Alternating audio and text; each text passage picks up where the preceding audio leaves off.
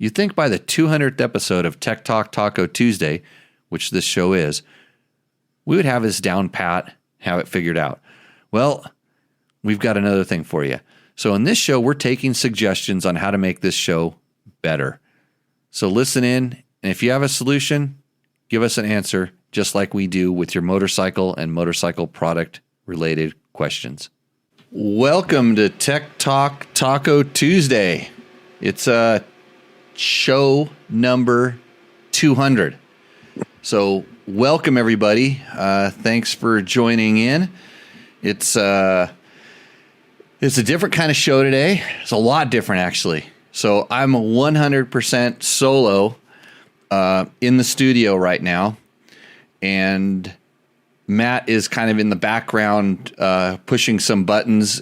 Tonight's show is going to be a little different because we're going to do a guest show. We're just going to bring in a lot of our old guests that have come on before, talk about how the show's doing. So we will do that. I'm pushing buttons and see how they work. So I've got that screen going. I got this screen going. When Logan used to be here, he used to sit right there, but I got rid of him. So he's gone, even though he was here last week. And the funny thing is I can hear George on the line. I don't know if that's going out on the show or not. That'll be interesting. But Mark, yeah, you've watched 200 episodes of this crap. So such an experience of Tequila Tuesday. Well, actually, it's Tech Talk Taco Tuesday, live from Pahrump, Valley of the Dirt People. I have something else that's pretty cool. And it'll be, I think it's running on the screen and the projector behind me if I did all that stuff right. So who's waiting in there? George is sitting there waiting. So Matt, why don't we try to bring George on, and we'll see how this works out. George, welcome to the show. We just got your forehead. That's all we really need, right? There, you make the adjustment. You fix my problem on your end. This is the way I like to work. So if you're not familiar with Tech Talk Taco Tuesday, George, what is this show about?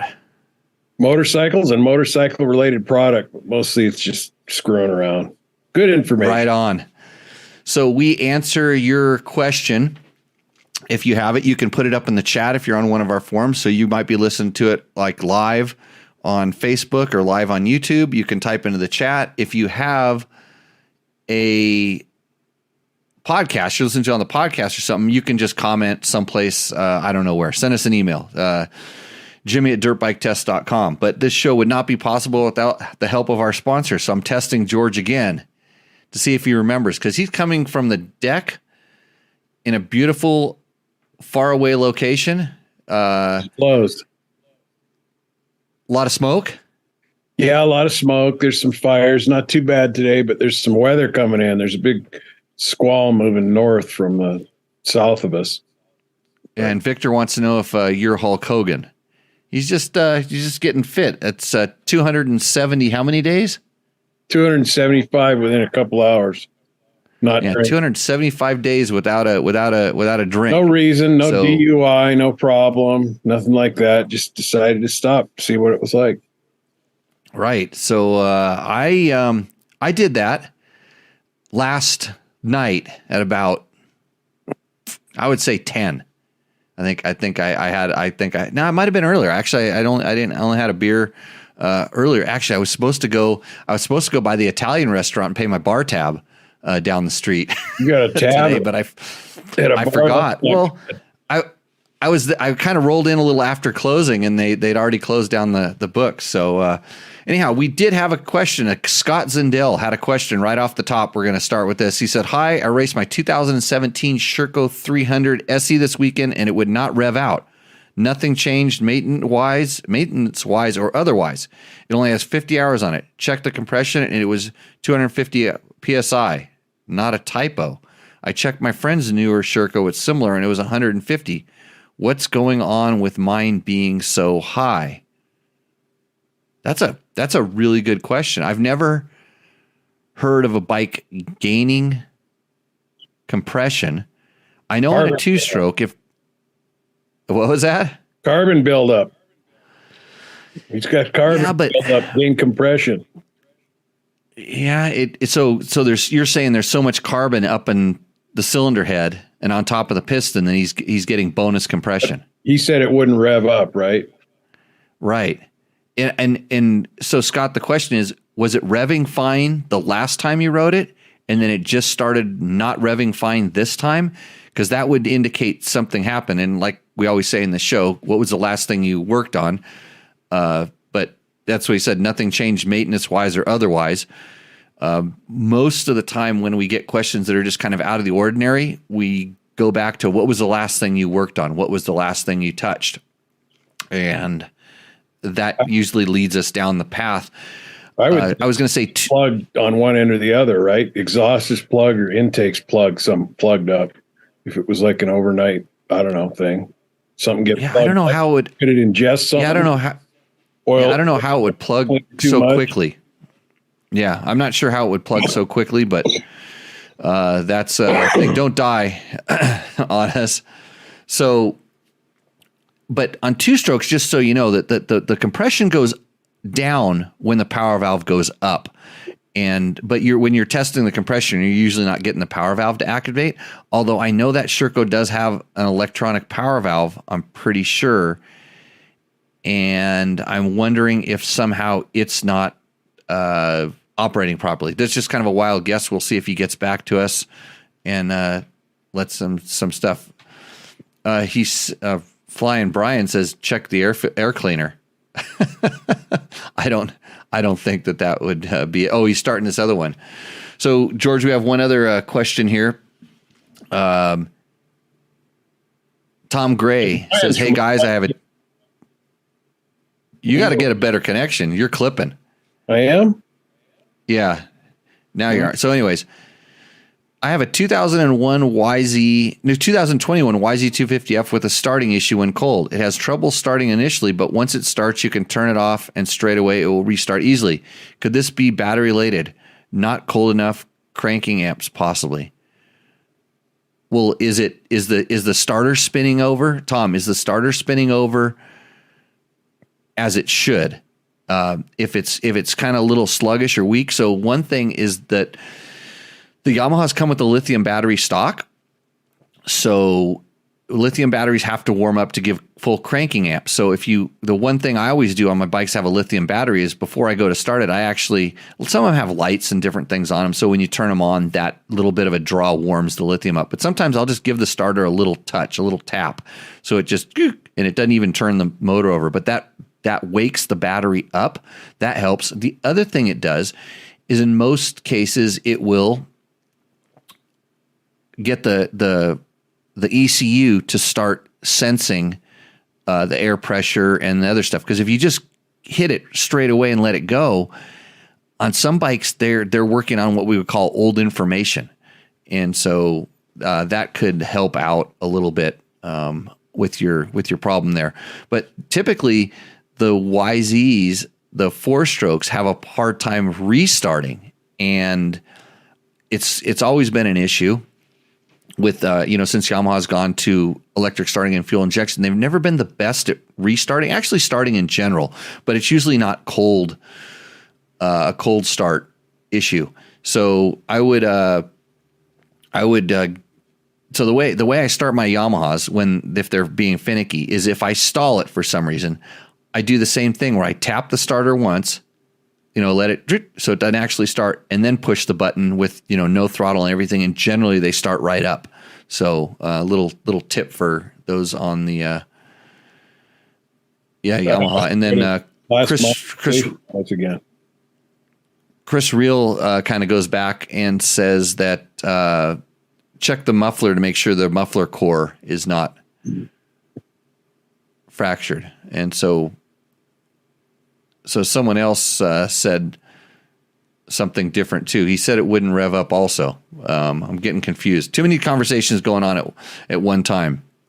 It's a lot of stuff, a lot of buttons to push here.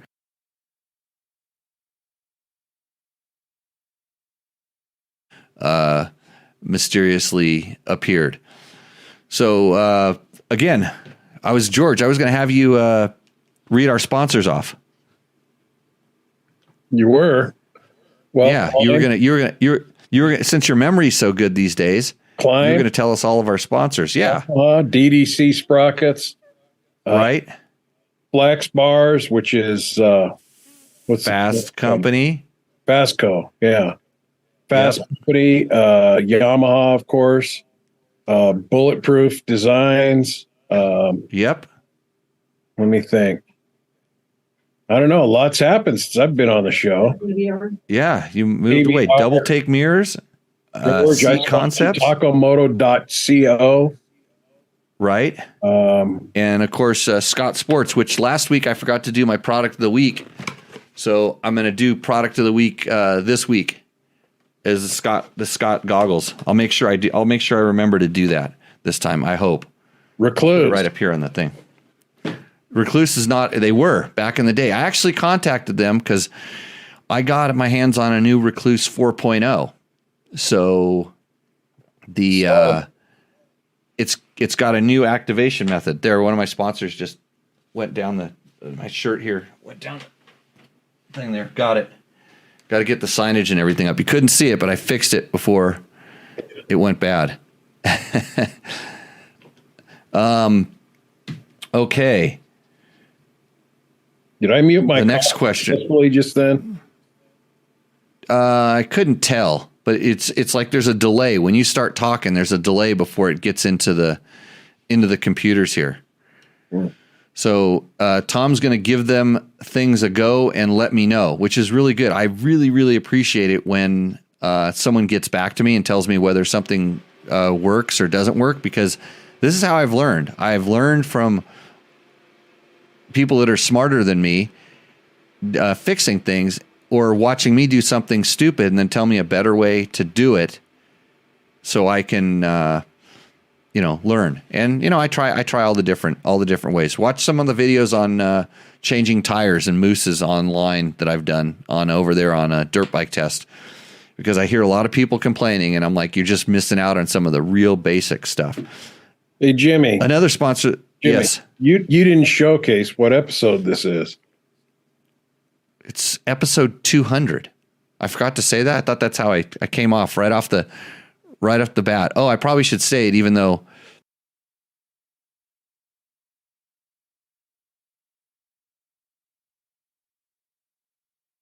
logo. So you're only watching it on the Zoom meeting, correct? Right. Okay, you're missing all the stuff I'm doing, pushing all these buttons. So anyhow, again, if you have questions, go ahead and kind of send them in, because that's what's gonna keep us going. George, you went riding up in your neck of the woods recently, yeah? Yeah, I had a few buddies show up, and we just did 2-track squid fire road stuff, which is what I like to ride anyway, and explored around. It was pretty neat. Pretty good time. And someone got there and their bike didn't even work. Well, the other 3 guys were all on 690s. And yeah, we didn't even get out of the driveway. And he had the part that kickstand sensor switch, I guess, fouled up, and he had the part, so we had to switch that out really quick. But as soon as he put it, was that a little was it the little magnet that's connected to the kickstand, or was it the receiver part? I didn't even look at it. I just held the bike up. He had the part, and he was fooling around down there at the kickstand, and he replaced something, and all was well. Can't you just cut a couple wires and put them together? Or is this all CAN bus crazy stuff now? Correct. Not on a KTM. It's a 3-wire thing, and you can't do it if you had the right resistor or whatever it is that you have to put in there to make it work. But this is why on my KTM adventure bike keychains, I always carry the little magnet thing, because I've actually seen rocks go up and knock them off and kick it out, and then all of a sudden your bike dies for no reason. You usually hear a ting. Usually there's because it usually takes a pretty good rock to hit it. Ting, and all of a sudden the bike just boom, because the magnet broke off the little sensor. So I carry those on my keychain, and the reason is because I actually lost one super, super remote, and I had to walk around and sift through the dirt, and luckily I found it. But I was thinking about if I had not been lucky enough to find this. It could have been a long walk. So Countershocks, Jimmy, do you have an event you are going to soon? I don't think so. Maybe I am. I'm not sure. I have to look at a calendar to remember where I'm going. 100% of my brain power is focused on keeping this show running right now. I was going to do all kinds of other crazy stuff, but it just didn't work out. But I'll tell you. So you know how you go on to you go onto the internets and you find somebody that sounds like they know what they're talking about, like maybe us. Well, so last night I was clicking around and I saw someone explain, and I've noticed this before because I'm trying to get a little more healthy. I saw someone explain fasting, and that's why it's not Tech Talk Taco and Tequila Tuesday night for me, Mark. Right there, then and there, I decided I was going to do some fasting. So today it's water, and we'll figure out how this works. So I'm on like 22 hours in, and I'm not even hungry. But when you have a camel front like I do, that's like a food storage. I got a lot of fat to burn, so I'm good. So just like you cut out the booze there, George, I got my program in here too. Hey, talk about how the desert's changed with that last big storm that came through there a week or so ago. Oh boy. I can't even drive down 127 to go back to California. So it's still washed out. We did go for a little ride last week and checked some of it out, and we saw a bunch of Caltrans workers. I think we saw at least 15 different workers, and the only one that was working was the one driving the big full-size truck and the big trailer that had a toilet on it. And I think he was going to the person that wanted to use the toilet. That's all we saw. That was the only activity we saw. Otherwise, it was just two dudes sitting in a truck and another two dudes sitting in a truck and a tractor that was parked and running and just parked, hadn't moved for, I don't know, the 15 minutes that we saw it for. So, no, Victor, probably not a Mexican. That guy, they'd probably be working their ass off. Mm-hmm. So, Countershock says, oh, wait a minute. Here we go. Flynn825 says, I'm having trouble mounting my Barkbuster handguards in my T7 with flex bars using BRP adapters and the brake master cylinders in the way. You run the Acerbis with some adapter on a slot. That's vlog 5 of my Tenere. And so, yes, Finn, I'm using the Fasst Company, their adapter mounts. It's essentially a plate that bolts into the pivoting part of the inner part of the handlebar. And I actually had to bend them out a little bit so it did clear the brake line. But always when you're doing handguards and stuff, there seems to be some custom tweaking that needs to go. But that is a Fasst Company mount, and it offsets the mounting point, and so it comes off the pivoting part so that it doesn't affect the way that the handlebars work. So if that doesn't fix it, give Cole down there at Fasst Company a call. Fasst Company, www.fastco.com, maker of the flex handlebars and the impact foot pegs, which I've been having more and more luck with lately. I've been using them on my Tenere, and I used to think that they didn't affect vibration, and I don't know if they actually affect the vibration, but the amount of shock that comes through, because I've been riding some different boots lately, and I've noticed that boots affect vibration and what you feel, and it's not through the soles. It's actually because of the way I grip on the bike with my ankles, and then it transmits through there. So I've been really sensitive to a lot of stuff that I've been feeling on the thing. And let's see, Brenda says the Tusk Flex mounts work well too. Okay, they have it. They might have a special one for that. Additionally, I didn't know. I don't think I've ever put on hand guards where you didn't have to do something, move something a little from where you had it or tweak something, or they all seem to rub on parts. I don't know, until you tweak them. Nothing just bolts right on perfect, and if that's what he was expecting when he bought all the right stuff, he probably thought it should bolt right on. There's all those. Yeah, it's anytime you're going into something, if it's a stock bike, usually something will bolt on, but you're always bolting like one or two, three things on, and especially with handlebars, because I'm running, whether I'm running the flex bars on top of a BRP mount with Scott's damper, and then the Scott's damper, I have to have either the special crossbars for the flex mount, or I run a sub mount, and it goes on, and gets pretty crazy. So, yeah. And Rocky Mountain no longer sells the Tusk brand adapter. They got into trouble for copying BRP. Could be. So, wonder if Jerry's going to pop on. I just got a text message from him. And now my phone is listening to me. Imagine that. Okay. So we'll see if that happens. I don't know what Matt's doing in the thing. I got Tim Skelly also.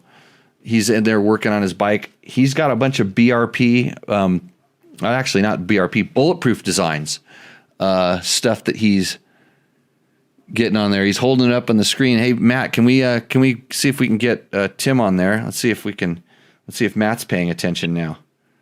I think I unmuted myself. Okay, I can hear you.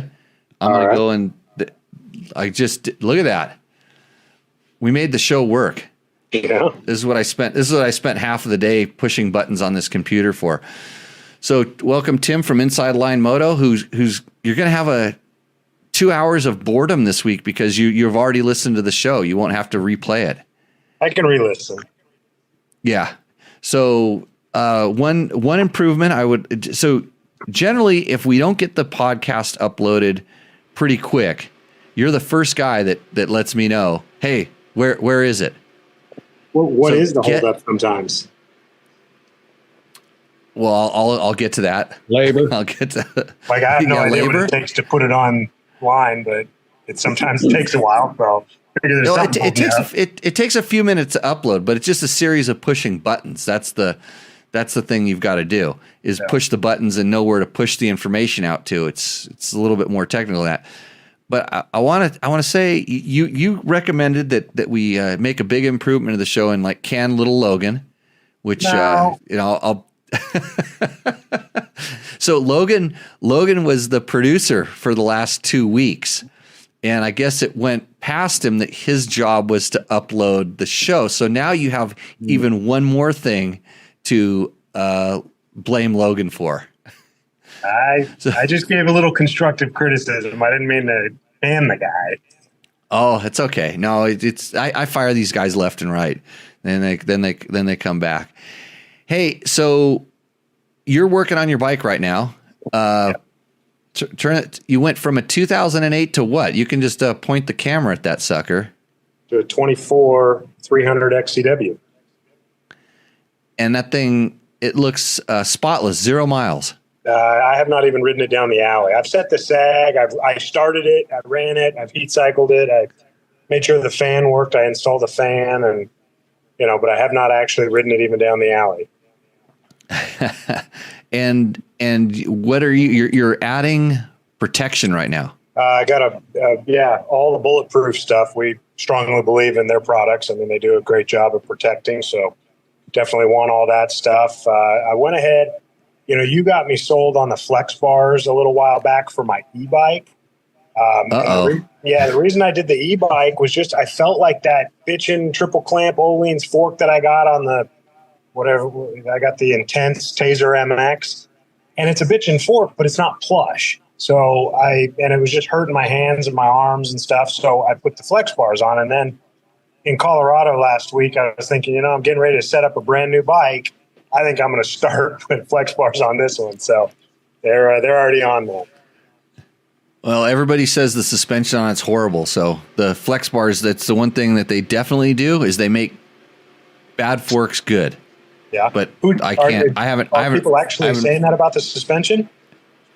They always do. That's all you hear. Just horrible comments. I I doubt it. I mean, I doubt that the suspensions. I would feel that the suspension's pretty good. I know Trevor rode them, and he was pretty impressed for how they worked for what he called a trail bike, which to me would mean if Trevor likes it when it's like that, it's probably just a little bit on the stiff side. Yeah. So the bars probably won't hurt at all, and then and you're not a small dude too, so that the stiff kind of isn't a bad thing in a lot of ways. And just generally, new bikes are getting a little bit stiffer. The suspension is I think they're just learning that they can make them work, and they feel lighter when they're like that. Yeah. Matt already took apart my fork only to respring it for my bigger size. And he went ahead and just kind of looked at what's in there just to see firsthand what components are in there. And he says it's basically a production version. Things have been made a little simpler, but it's a copy of the 6500 WP kit that they had available for the last couple of years for the Explorer fork. So he thinks it's going to be pretty good based on what he saw. And I'm going to ride it stock just with spring rates, and then spring on the back, set the sag, and just going to see what it's like stock, just to see, what they're giving us. But from what he sees and what I've heard, I don't know. I'm excited that the stock suspension seems like it might be in the ballpark. Yeah, over the course of the last couple of weeks, I've ridden 3 different KTM 500s with it's literally one was a 2000 and what was it 12? Yeah, 12 or 13. One of the bikes. So that was back when. It's funny because back when they released that thing, everybody said the suspension sucks, and then when they released the 17, where they kind of went to some changes in 17, and then everybody said, well, that suspension sucked and the old one was better because it had better stuff on it. And then they went to the newer ones where they went to the single-sided, damping and the compression and rebound up on the top. And everybody talks about how that one sucks and then the old ones were better. It's hard to please everyone. I tell you what, they're all really kind of very similar. And if anything, I would say that they've gotten better at being more progressive than the old ones. The old ones were a little less progressive, where the new ones tended to kind of ramp up a little bit. So they had better bottoming resistance with more kind of initial movement. But the problem is they got into a point where I think it was wallowy, because it was moving a little bit. So which means that the suspension is kind of active and it's moving a lot as opposed to being kind of stiff. But I prefer the safety that you get with the bottoming, and then I can kind of adjust some of that, some of that wallowy out with compression and rebound adjustment. And there was definitely enough range. I wouldn't have minded more range on the newer fork. It seemed like the range wasn't as wide as the old one, but then most of the guys that complain have never even turned a clicker. So they just sent it off to someplace where they spent a few $1,000s, and tell you what, you can spend a few $1,000s and make it do, whatever you need it to do. And actually, I've got a thing called a Moto Click, which is a digital suspension tool. We have a test of it on Dirt Bike Test. If you're interested in what it is, it measures what your suspension is doing. So it basically shows you how the shock and how the fork are moving and their speeds and stuff. And I'm going to get that thing refurbished here real soon and set up for a PDS so I can actually test all of this stuff, because I want to calculate out how my butt dyno works for the suspension as opposed to just, I want to see a chart and then see if what I'm feeling is in actuality what we're doing. So, and I'm sure it'll bolt right up to that bike too. So if it's still relatively stock and anytime soon, we'll maybe give that one a shot and see what it does. Yeah. So counter shocks, they're commenting on with one of our other guys is talking about plush. Why old guys use the word plush. I'm not sure. Well, you want a suspension. Plush sounds good. There's even people who have named their suspension companies plush. But yeah, the counter shocks, I think. Yeah, I definitely want to try that. I remember we talked to them at one of the shows, I believe, and I would like to get one of those things on there because I remember when I had something very similar on the back of a supermoto bike, and it was insane how well that thing worked. But and do you guys trust Racetech's online spring rate calculator? I have. It's been pretty accurate in the past, so I can generally do it a little bit more by feel. I don't need to go to the spring rate calculator, but yeah, just kind of working on that. They recommend me going down a rate in the front, but 2 up in the rear. Says Finn 825. That sounds really awkward because if you go, it's generally it's for every 1 you go up and every 2 you go up in the rear, you need to go up 1 in the front. That was sort of a rule of thought. And Matt, we have our next contestant in the chat. It says Michelle on the screen, but I'm going to doubt that there's a Michelle calling right now. And there we go. Jerry Bernardo. Yes, live Jerry. From they have you held hostage out in Area 51, I'm told.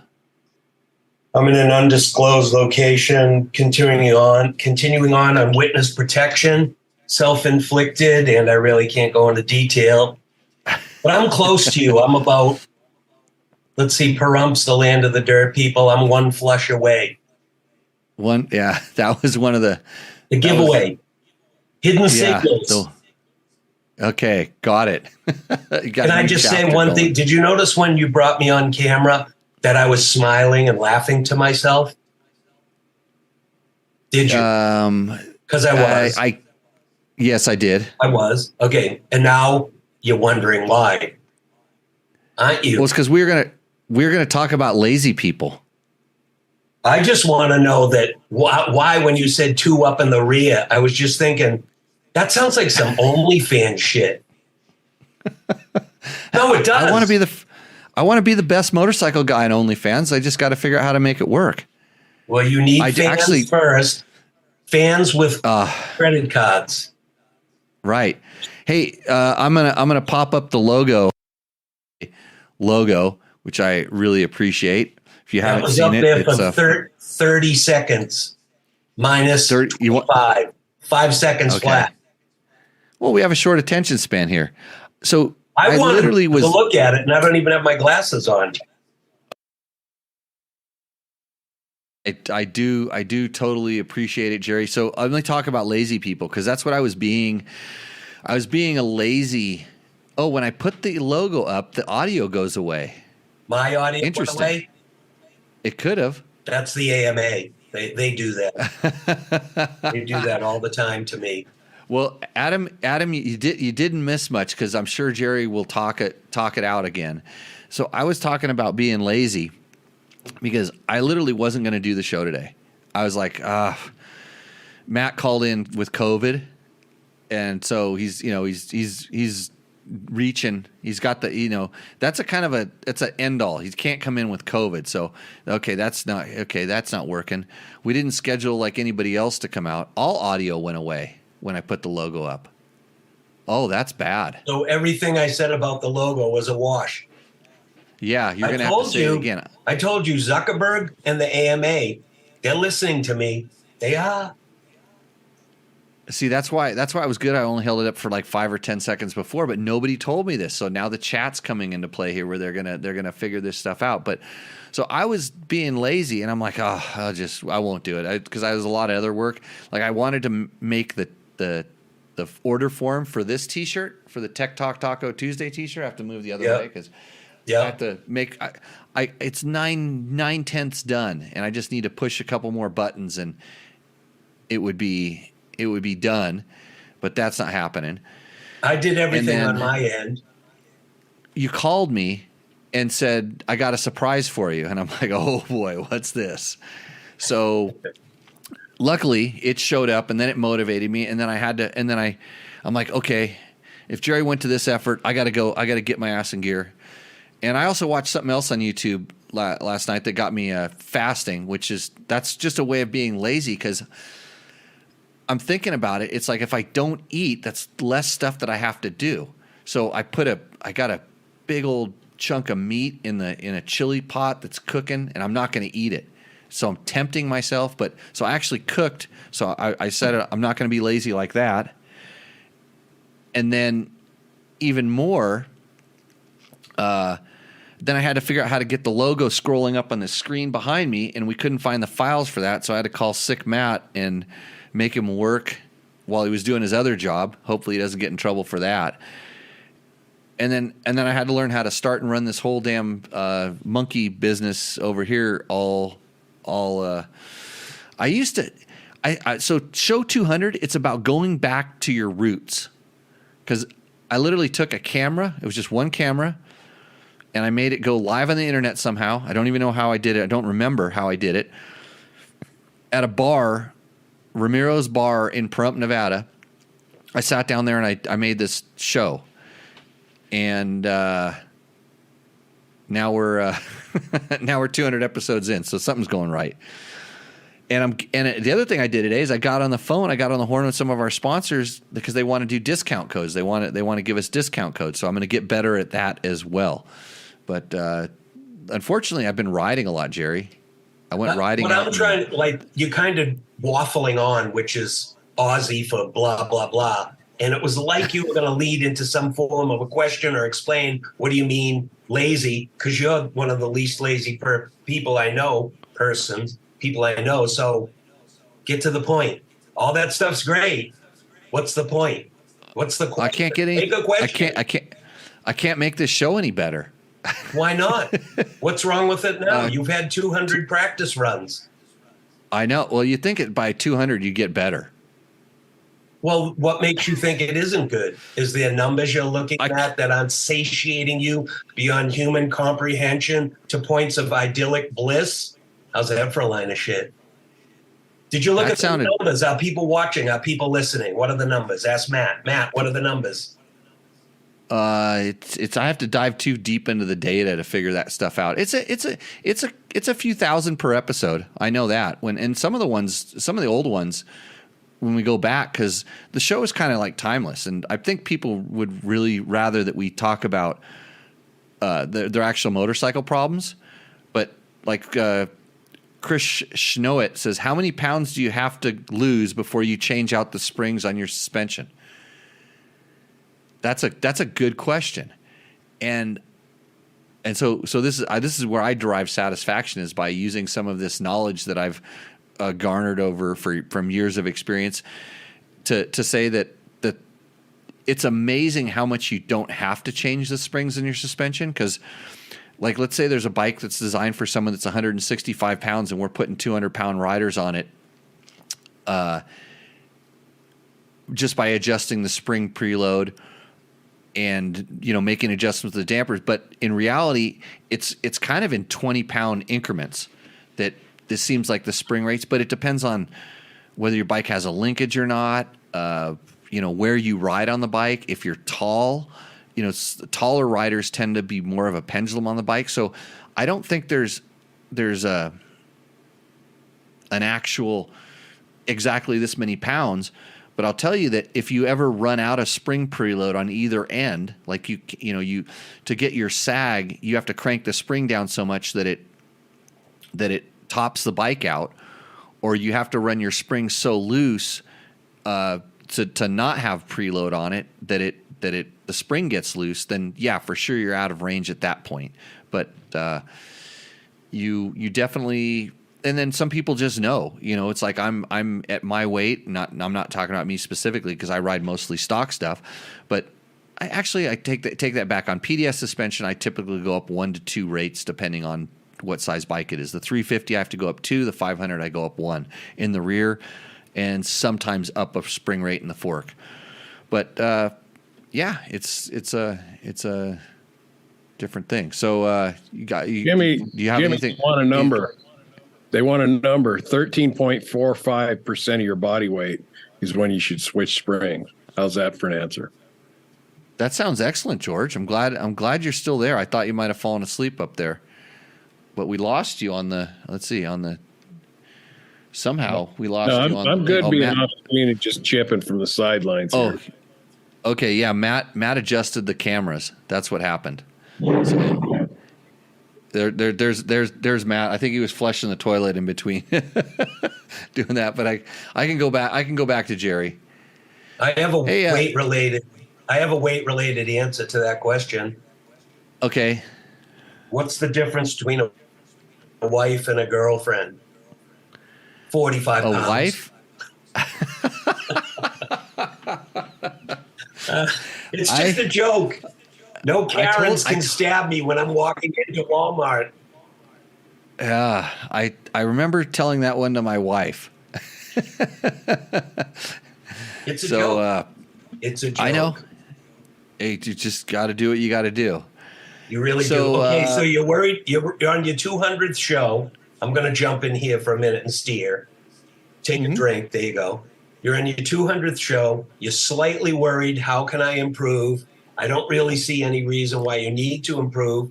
You just keep having different guests come in. You're very knowledgeable about the sport and all the things related to motorcycles and riding and racing and GPS and rally. And you know what Ricky Brabeck eats for breakfast. So you're on point.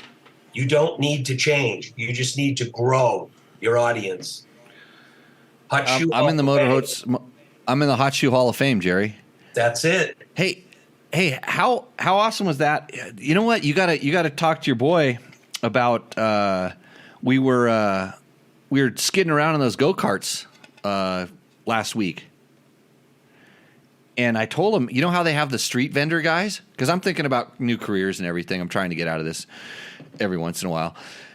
You know those guys that the street guys that hand you the little card, and you get the $5 off at the promoters. That's what it's called. I was telling him he needs to get me a digital card that I can get for anybody that comes into Vegas. That, like, if a fan of the show wants to go skid some go-karts around down there on Fremont Street, I could text him or email him a little discount code, and then I can be a promoter. So you're trying to put asses in seats at the Gene Woods Racing Experience on Fremont Street.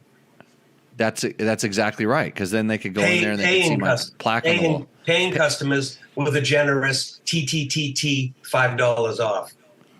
That's it. You need to talk to Gene Woods, the man. I did. He said he had something like that, and he said, "Let me look for it." And that was the last time I heard. I will remind. I didn't want to bug him. He's quite busy, young Gene. Yeah. Did he sell the CR500? He did not, and he still needs to sell the CR500. He's in the midst of selling a lot of things, and he's making big moves. But if the 500 could get sold, it needs a good home. It really does. If anybody is looking, it's prone to wheelies and cop chases. Yeah, that's when you sent that to me, I honestly thought, I should buy this thing, because I don't think they're going down in value. But then I'm like, I just don't need another bike. So because I had that horrible thought, I actually went into a shipping container and pulled out one of my bikes and decided that I'm going to sell it too. So I have an XR650 that's actually really cherry. I actually went and cleaned the gas tank out. Was that the one that was on Roosterendo last week?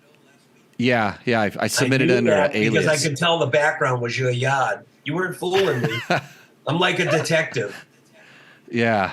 Does everybody in podcast land, video podcast land, know how many motorcycles you own? Do you even know how many you own? I do. Oh no, I did, but I had a chart. I had a spreadsheet that had all the numbers and VIN numbers and stuff like that, and it kind of got out of date. But it's in the plus or minus 3. I can get within plus or minus 3 of the total number. Yeah, I actually, Erica, my renter, she left, and I picked up a nice TTR 125 in the deal. Yeah, I got another. I remember Erica. Yeah, so it's plus 1. Yeah. Yep. So, Jerry, designing all kinds of stuff. I saw a couple new T-shirt designs, or actually hoodies. Well, when I do a design, you got to jam it on something. And I know it's a little bit early for hoodies right now, but I just popped it on there. There's all sorts of blanks to put the image onto. And I wanted to see what it looked like because production takes time. You put the order in and I'll have it in 2 weeks. And then someone dies, someone has COVID, the baby fell asleep driving the train. It doesn't happen. So you have to think ahead, you know? So yeah, there's a couple of new designs up my sleeve. There's always something going on. I'm over here melting down crayons in a spoon. And that's totally not normal. I just thought I'd share them with you so you could look at them. You know, I'm not forcing you to wear any Fuck You Racing Regime swag, but it's up to you. But that's a nice shirt you have on right now. This shirt you should sell those. It will go on sale very soon. Like George always says, he says I'm adverse to making money, and I don't even want to make money doing this. I just want to. I just want to promote the brand, get it out there, because someday we'll be sitting here and it'll be the 500th show, and I'll be sitting there going, man, we've been doing 500 shows. It still sucks. I can barely even learn how to push the buttons. So we'll see. Matt owning out on you is an indication of his displeasure with the overall Tech Talk Taco Tuesday punch that's lacking. So Matt's like, whoa, I'm backing out of here. I'm going to stop wearing button-down shirts, shoes that have shine on them, maybe even tuck the shirt in with a belt. He's getting ready for Oscar's Steakhouse down there with the old mafia dudes. It's a look. So you learned all that from me complaining? I learned what? All the stuff about Matt? Yeah. No, I've seen Matt dressed up before in a catalog. Yeah. Which catalog was that? I Plead the Fifth. Okay, got it. It was an online catalog. Erica pointed me in the direction of it before she boned out to Parts Unknown. She left us. Right. She left us holding the bag. When he was managing my Grindr account, I had no idea what it was, and then somebody told me. So, well, hey, talk about two up in the rear. Yeah, this show always takes a turn for the worst. Hey, I got some questions that I can pull up from our thing. Actually, there's a lot of interesting comments that we have on some of our videos. I should have checked this earlier today. So, Jerry, yes, they want to know if on the Cove, if there's any wind buffeting on the freeway. See, this is a question that Matt can answer. See if he's paying attention. See if he's listening. Oh, I've been listening. If it feels like somebody's, I thought we were going to hear somebody trip over the studio and break stuff. Matt, any wind buffeting on the Cove? None that I really recall. Yeah, I think it's like the wind noise. Right. Well, it's kind of it's when you're going, the wind catches your visor and stuff, and kind of gets your head to shake around. Huh?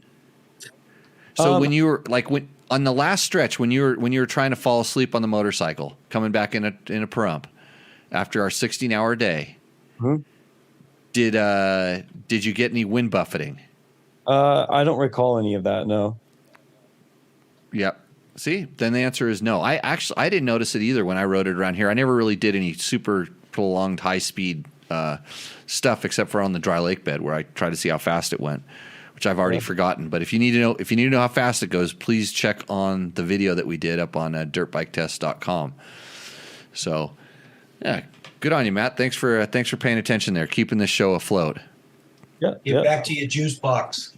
Yeah, I'm just. Hey, well, I was actually just dressing up. I have this really nice steak I go to, and I was just putting on my extra layer of polish on the shoes. But no makeup, right? None yet, but we'll see. little product in the hair. That's all he needs. Yeah. There might be another business on the side that may. Oh, you have a new guest. Does that mean I can go now? We do have a new guest? Cool.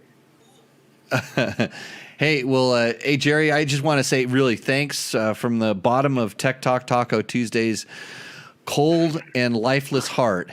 We would like to say thanks for the image designs. And if you are out there in regular world and you need an image designed, check out JB Black on Facebook. Is that the best place? Yeah, it's JBBLAKK on Facebook. You can contact me there. Or just get in touch with Jimmy. He has my details, and I'll be more than happy to trade you a design for cold hard cash. Unlike the guy that called me about a logo today, and we went through all the nuances of it, and I said, does this, he was the middleman, does he have any idea how much this would cost? He goes, no, but what's the sort of ballpark? I gave him the ballpark. He goes, let me run that by him. I'll be right back. 1-900 crickets for the rest of the day. So if you want something designed, I'm more than happy to talk to you. But if you're a tire kicker, you can definitely fuck off. Hey, Rated G show here. Not really. So let's just say that someone actually took the the logo that you sent me, the AI logo, the Tech Talk Taco Tuesday one that I can't put up right now because it kills the audio. And I'm so dangerous with that Photoshop thing. I went in there and I tried to click the orange color and turn it to blue to turn it into a Yamaha. Does that make you roll over in your grave? Well, it's funny that you say that. No disrespect whatsoever to Yamaha, because when I was adding I called you to ask you who was the number one sponsor of the show. I had a spot. I love Bob Starr and the Yamaha crew myself, and I knew it was a KTM and the whole thing. My brain was like, it's a KTM, Yamaha logo, but that's the Tech Talk Taco Tuesday. That's the logo. It's in there. So it's no disrespect to KTM or to Yamaha. It's just you couldn't change that to blue, and people aren't that dumb. Yeah, they all make great products, and this is the cool thing about living around here. We all have to live together. Jerry, I did go in there and try to click it around and turn the bike blue. Did you try it in Photoshop or in Illustrator? In Photoshop. Yeah, there's some of those fancy tools that Trevor taught me how to use. Get the eyedropper, select color, select same color. But that color is not the same color. It actually fades and does all this other stuff. But it started looking orange funky. On the KTM's all orange. It's the taco that has a gradient. Yeah, it's a pretty complex design. You and your buddy did a great job with that. Tim Beaumont from the UK. Yeah, Tim did an awesome design job on that. So, all right. Anyways, if you need a logo. Send smoke signals out over Area 51 to Jerry. He'll pick up and get you sorted. Jerry, thanks a bunch. Great to have you on the show, and we'll keep in touch. And tell Matt that I love him. I know I make fun of him all the time, but that's what you do when you like someone. You tease them. It's the Boston way. Oh, I was laughing. That's right. I appreciate it.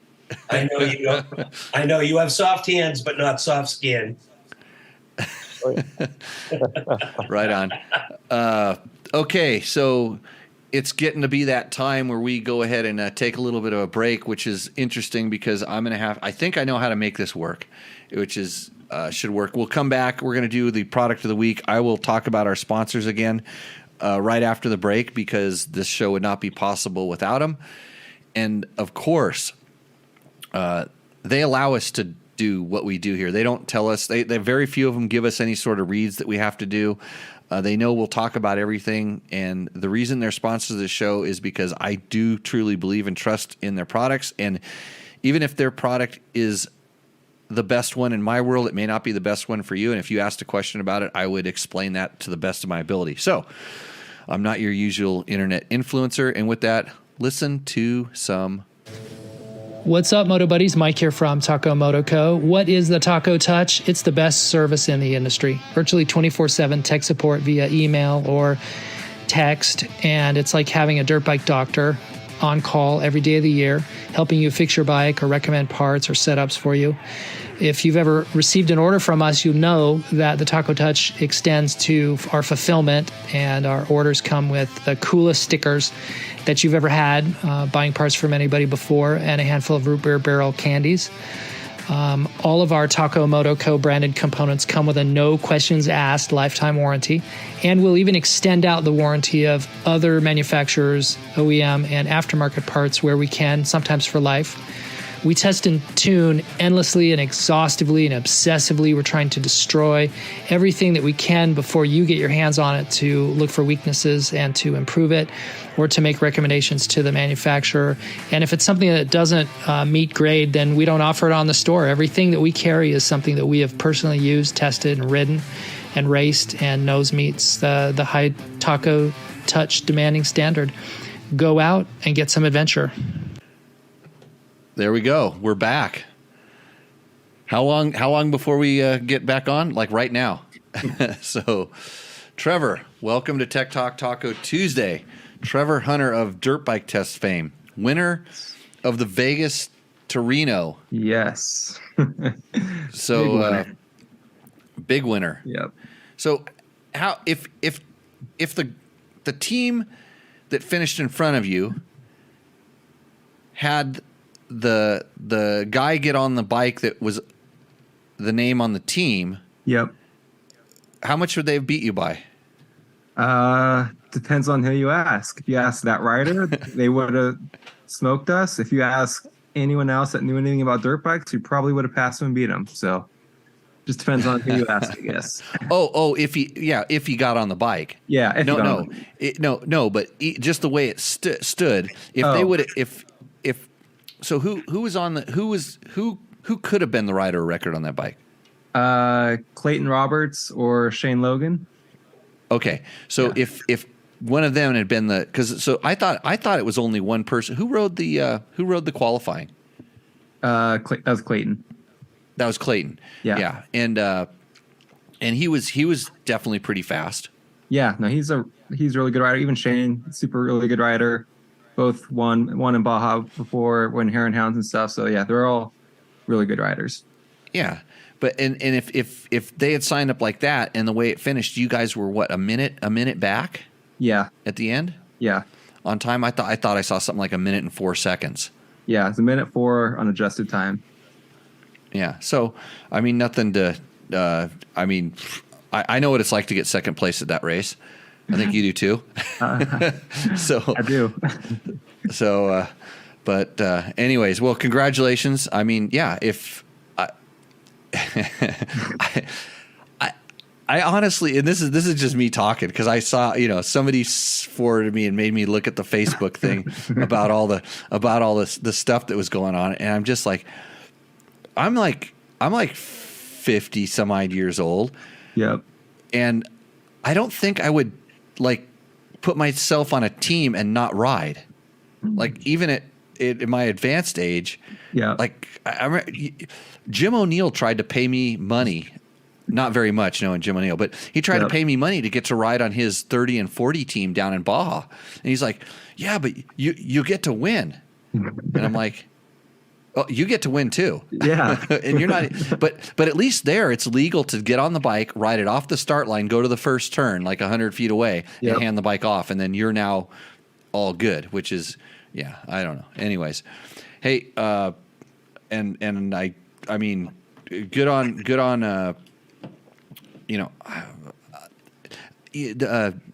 Dean Potts is the one who did the Bonanza plumbing teams down in Baja and stuff all the time. He put his company on the side of the bike. He didn't sign up as rider or record or anything. He put the best riders and paid the best riders to go there and do the things, and never tried to get any credit like for himself. No. He was just in the background making stuff happen, right? I mean, that's the way I would want to do it if that was me, but Yeah. everyone's different. So Yeah. that's, it's how the ball bounced that day. So, Yeah. We don't really talk about racing here unless it's me. but So- I'll say this, Jimmy, with that win, we got Fasst Company, Bulletproof Designs, who else? DDC Sprockets. We got all those companies, Vegas Reno win. So that's a positive.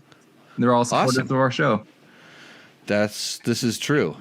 And I didn't know you were running the DDC sprockets on there. So that's That's one less thing you have to worry about. They're actually our first sponsor of the show here. I'll go to the wide shot really quick, and I know what I got to do. I got to click this other button. There is actually a lot going on when you're trying to do this. So DDC Sprockets right here, proud sponsor of the show, along with Bulletproof Designs, Scott Sports. I got to open this box. I'm going to do another box opening. I don't know. Nobody saw it because nobody watches this show. But last week I did a box opening, and it was a water filter for a house. Because, that's what people do on shows. They do boxes. But this is Scott's ISDE 6 days signature edition goggle. So it's the Prospect 6 days 2023 Argentina. Which actually Ricky's down there racing in Argentina right now. I don't know if he's having a good time or not.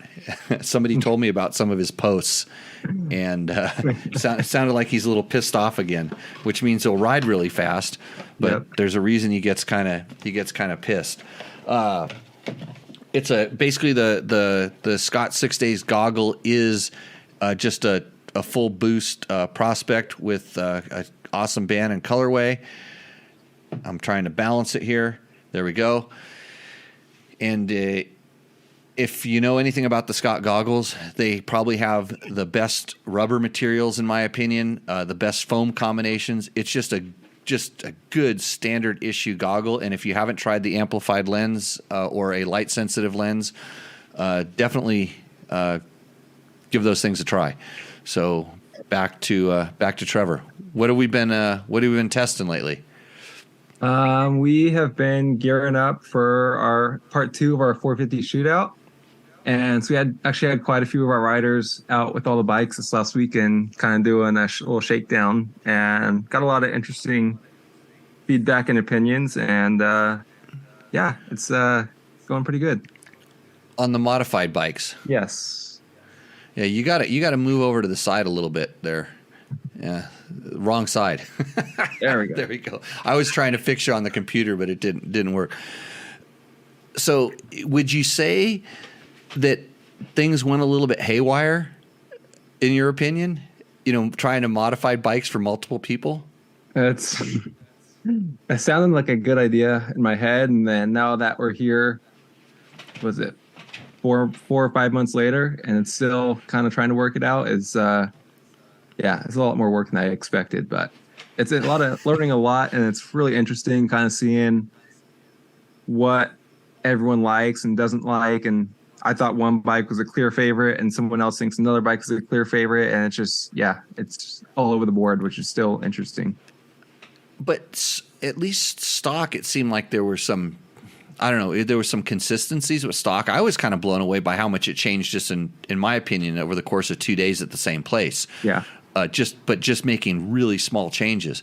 But now you're making kind of big changes based on, we'll call them complaints. Yep. Although there's I would say people complain about certain things, but it's if you're modifying it for just one guy, I think that you could make any one of those bikes into whatever. But if you're trying to modify it and then have multiple people ride them, I think you're going to get more, like, it's going to get more polar on both sides. Yeah. Because luckily, like, most of the changes have been kind of in my hands, I guess you could say. So been a little bit revolved around me, but still kind of taking into consideration what some of the other people were saying and thinking.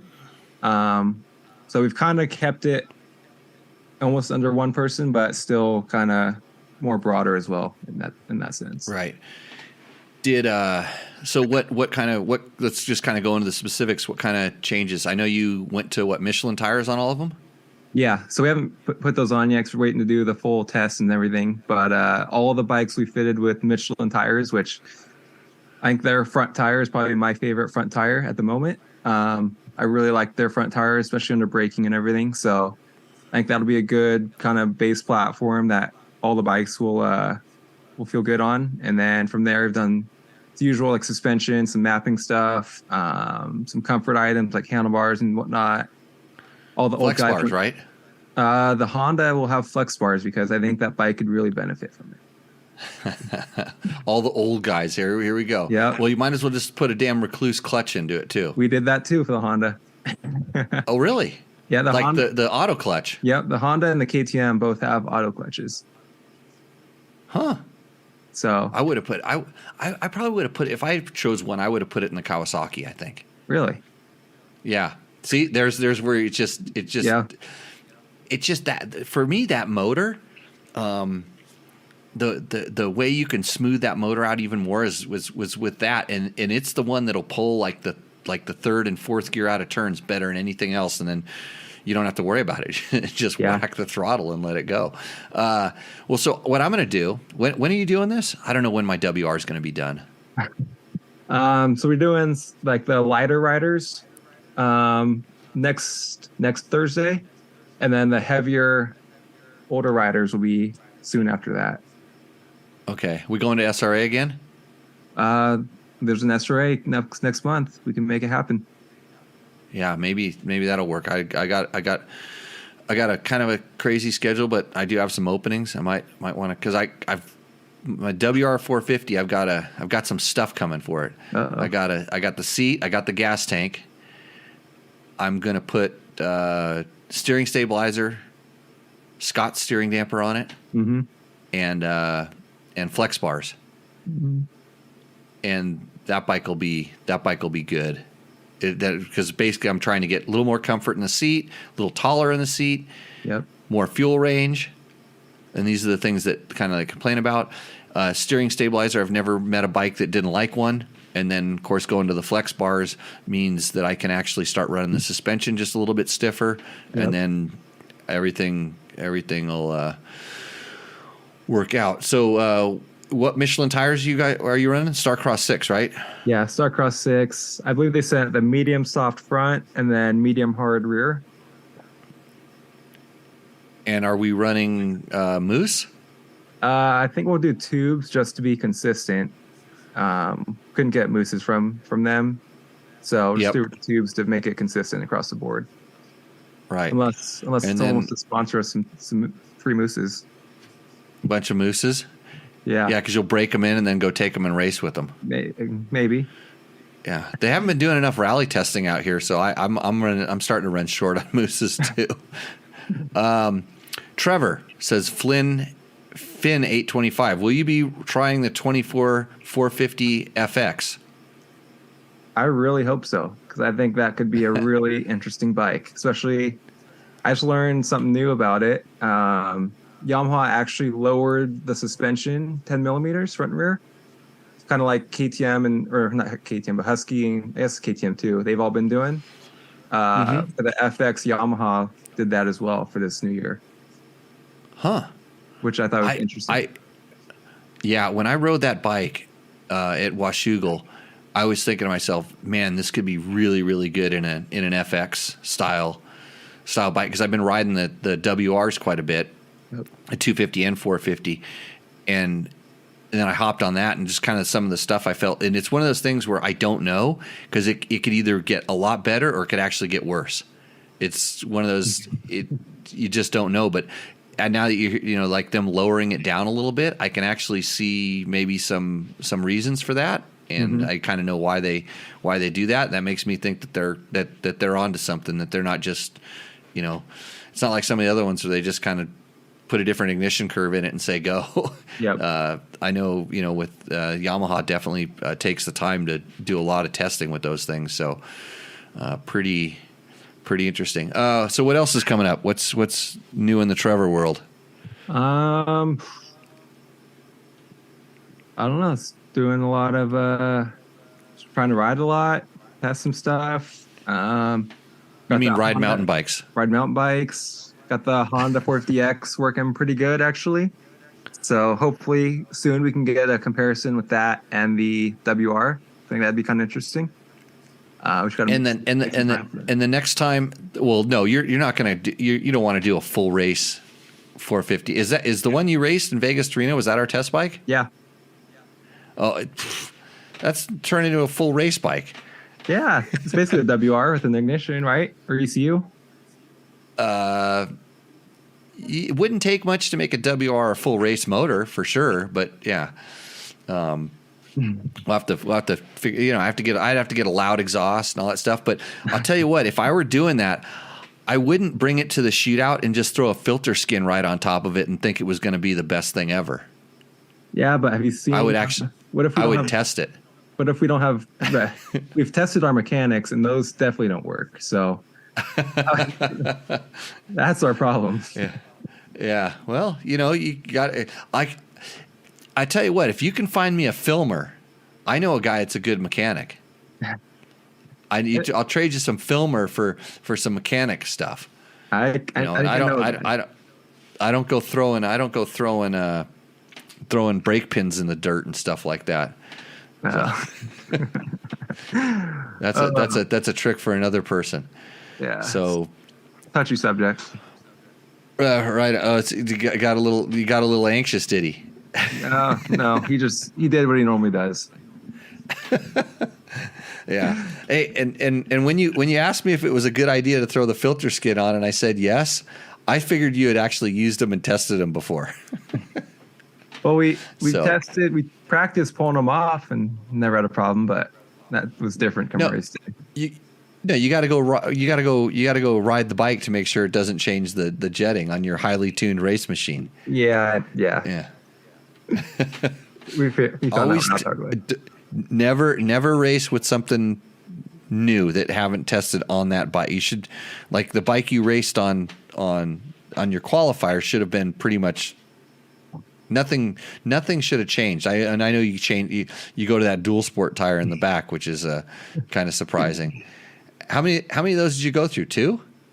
We went through 2. We honestly probably could have almost ran one the whole time. They actually look really good when we changed both of them, or when we changed the one and at the end of the race, the other one.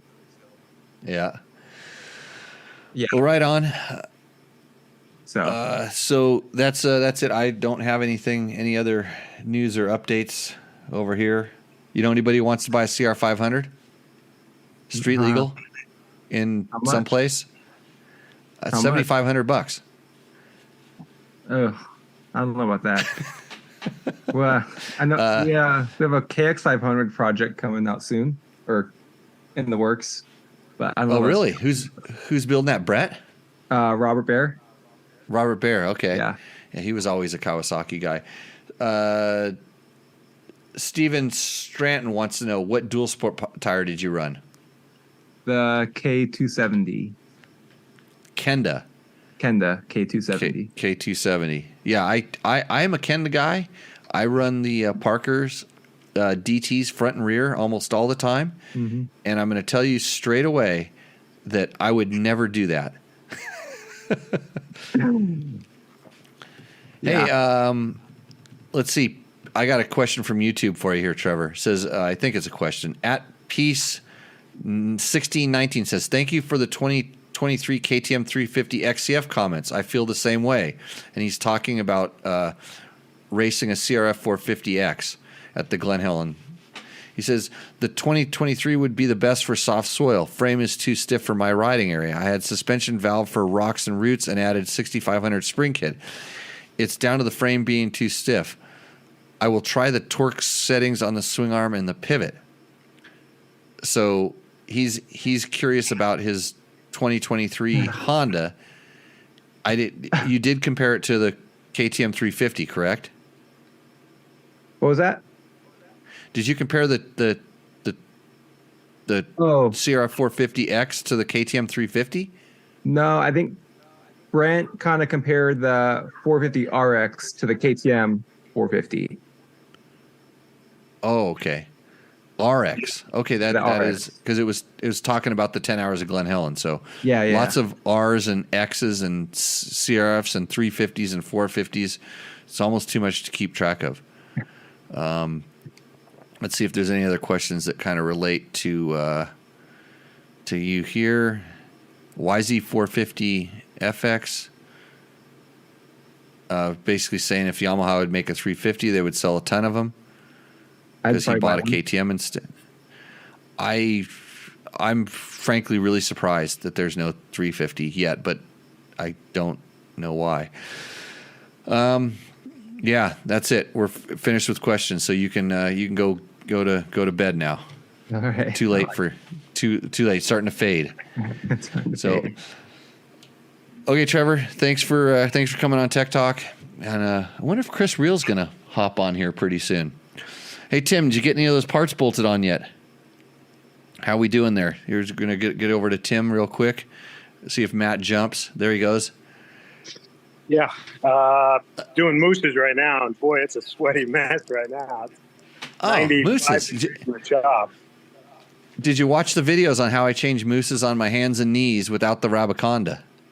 No, I haven't. Yeah, with the Rabaconda in the background, by the way. Yeah. And people are like, why would you do it? Yeah, Chris, I emailed you the link earlier, I'm pretty sure, to the one at the DPS Technical. So hopefully that'll come through. Yeah, just get the bead down in the dish. That's all you have to do. I know I could. I'm going to take extra. I'm running moose balls. Okay. I've had really good luck with them. I ran them in Colorado last week, and I got 7 days on them in a row, and I was very pleased with how they worked, how they felt. So now it's just going to be a matter of getting more time on them to kind of see what the life expectancy is. I know what they say, but now it's time for us to test it. Because I don't know. They always say good things, but I want to know for myself what the actual life expectancy is, because we've all seen the problems with the nitro mooses, not necessarily lasting as long as we hope they would. Yeah, so it's kind of, for me, anytime we're talking about mooses, it's 85% installation. How they installed it, whether they got the lube in there right, whether it was the right size, all the things.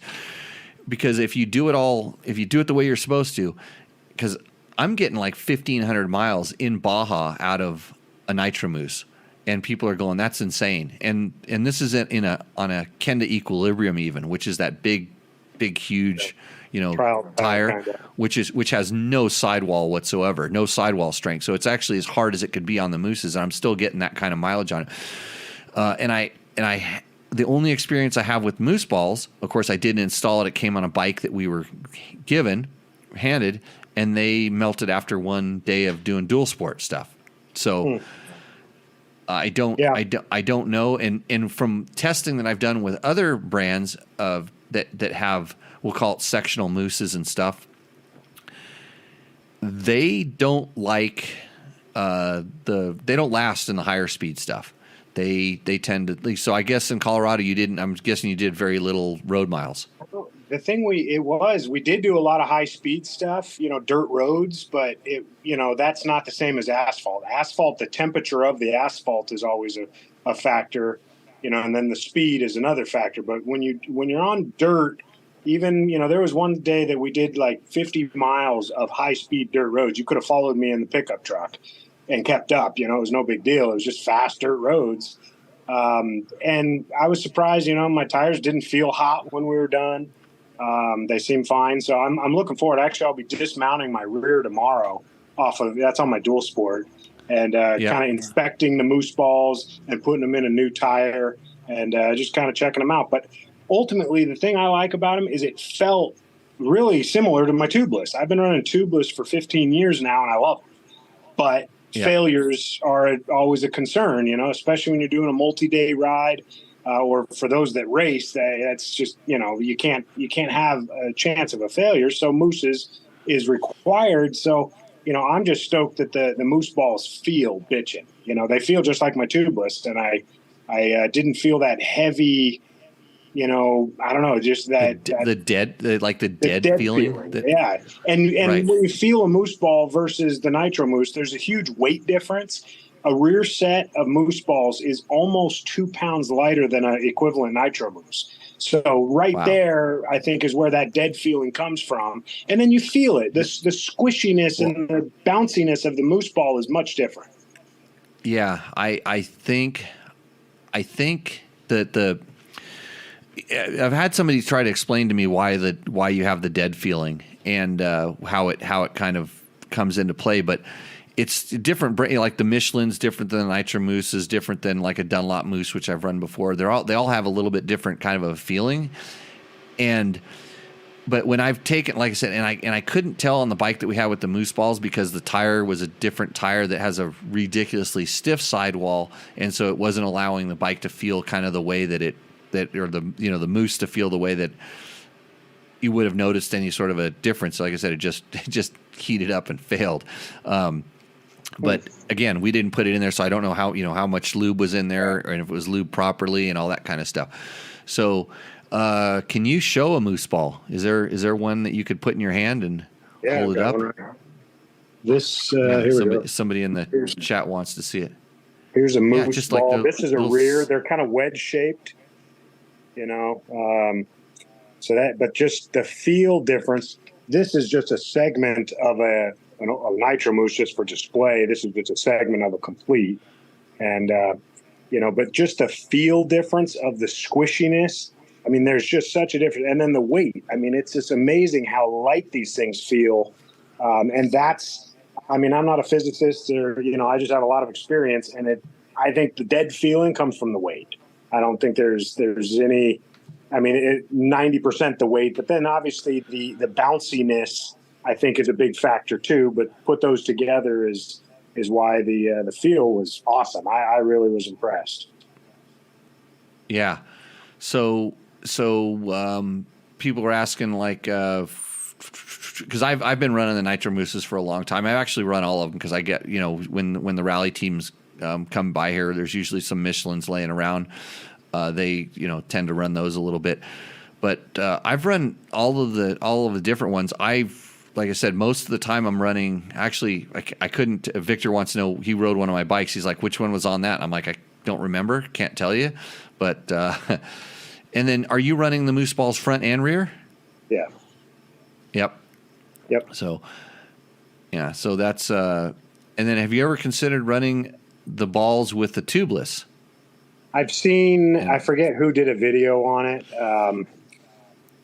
But no, I because of the complexity, I'm a mechanic, and right. I ran tubeless for years, and I loved it. I literally 15 years. I've got probably close to 30,000 miles. Dual sport, off road, desert. You name it. Yeah. I've had 2 or 3 failures. I did have a high pressure bladder fail once, and a couple of other times. So I had 3 failures total. A couple of other times I cut the tire where it was very difficult to plug, and then the plug didn't hold because it was such a significant cut in the tire. So those are the only reasons that I'm willing to try Mooses, because like I was just in Colorado on a 7-day ride. It's like, it was nice to not have to worry about, tire failures. Cause at that point, if I did get a slice in my tire, I'm riding in the Rockies. So getting a tire slice is a total possibility.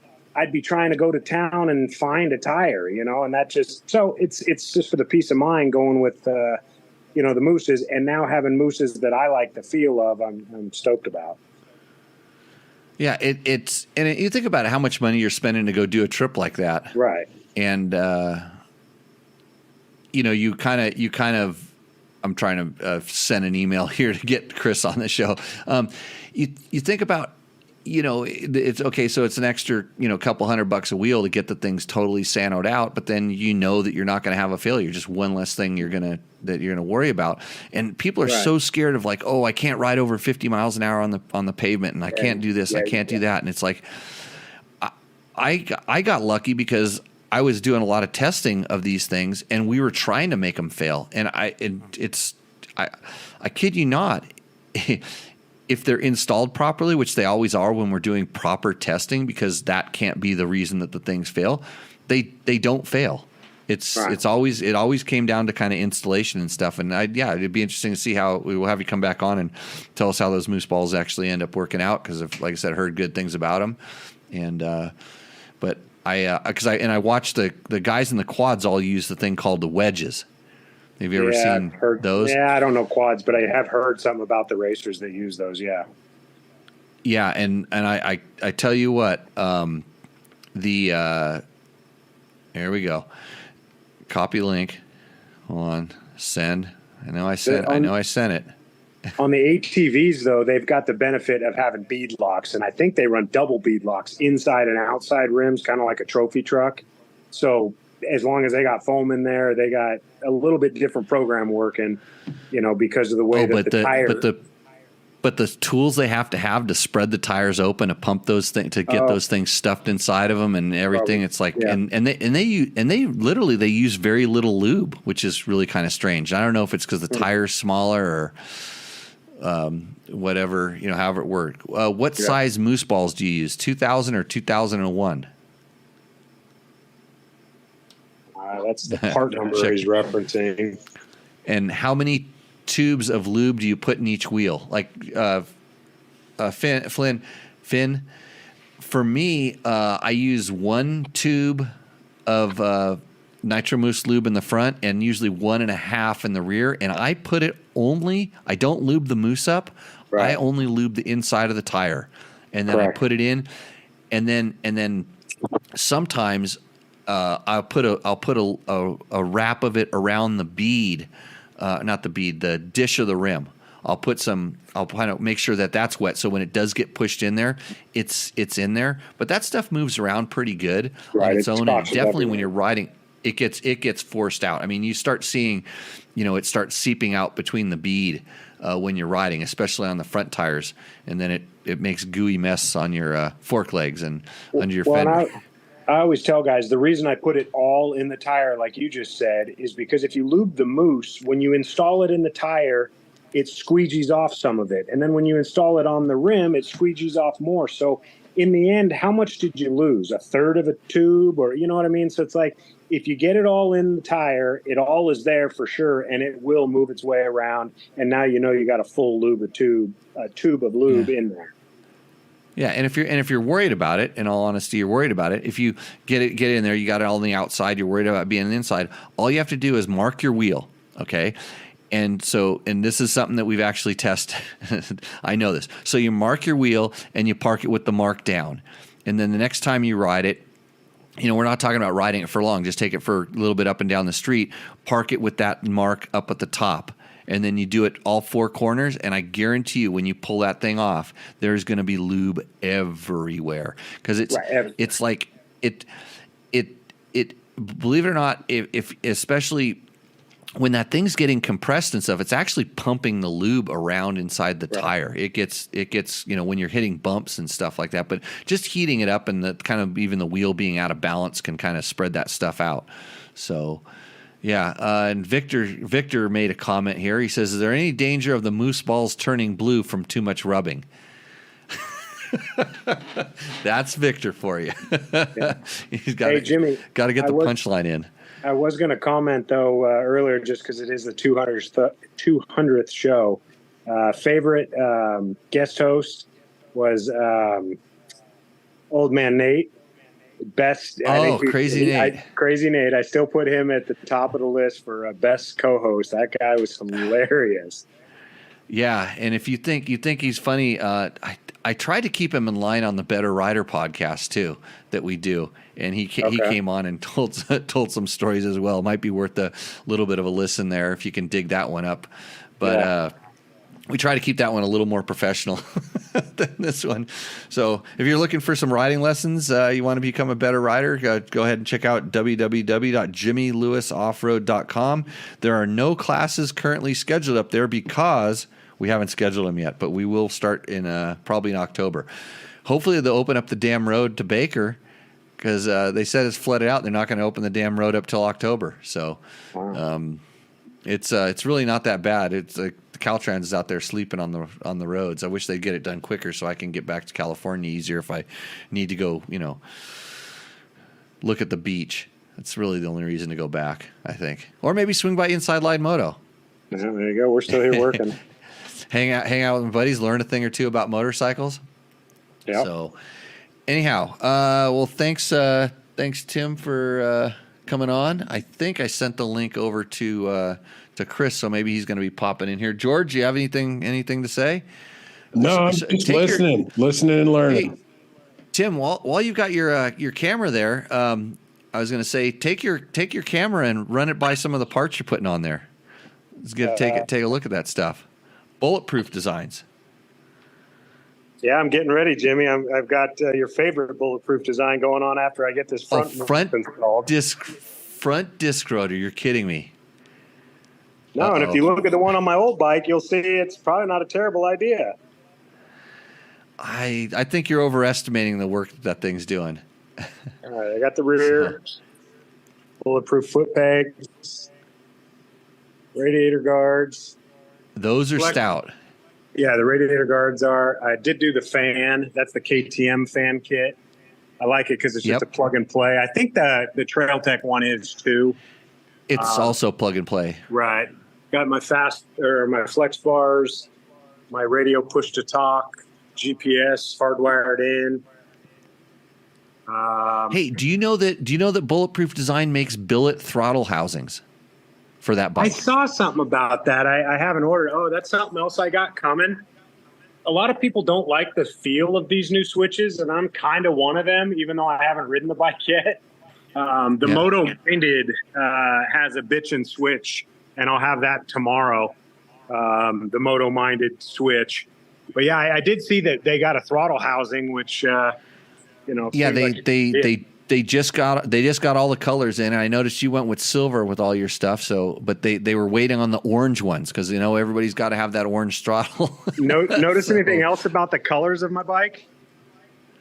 I can't. The color, it's a little bit far away from my eyes right now, but well, is it changed? Yeah, I bought the men's version of this motorcycle. No purple. Yeah. The first thing I did when I took it out of the crate was I made some modifications and got that purple off of there. I don't know why. I just can't stand purple. I tried to turn a KTM purple today when Jerry sent me that new logo that we had. I played around with Photoshop, and the orange and the blue made purple on the Photoshops, but I'm not very good at it. What is that? What's that? The TPI cover? TPS cover, but then it's got this extra thing that comes down here because you've got injectors and electrical stuff that's underneath there. That nice to have that protected. I think especially when you're riding in places with punji sticks and things, and I've seen guys drop their bike on the inopportune rock and whatnot, so that's not a bad idea. Are you one that doesn't like somebody that I was talking to does not like the plastic covers that go over the engine cases? No, I do. I'm a big believer. They don't have them available for this bike yet, but no, I do like them. That's me, Jimmy. Right. Oh, it's Trevor. Yeah, Trevor stepped up. Yeah, he hates them. I have really good luck with them. Hey, another hot tip, Jimmy. On these new bikes, I got the front wheel off, so I'm like literally between the fork here. This radiator hose seems very exposed. So I dug through my old parts box, found an old hose, split it, in the back, and zip tied it over just because it seems so vulnerable right there that I felt like that was just a cheap and easy way to, protect that from sticks and I don't know, whatever else could get at it. Yeah, we used to do that on a lot of race bikes and stuff. That was a thing to kind of protect, from whether just rocks going up there and, poking at stuff but stick coming through there. But yeah. Well, thanks a lot, Tim. I appreciate the time, and we'll hopefully see you out in the trail soon. Awesome. Cool, man. Keep it up. Yeah. And I think I managed to send over the thing. So let's see. The Moto Mind switch, Brenda says, gives more room for the handguards when using the flex bars. Okay. I like the Better Rider podcast, but you haven't done any new shows lately. This is correct. I went riding. This is my only excuse. Okay. Again, let's a big shout out to the sponsors of the show.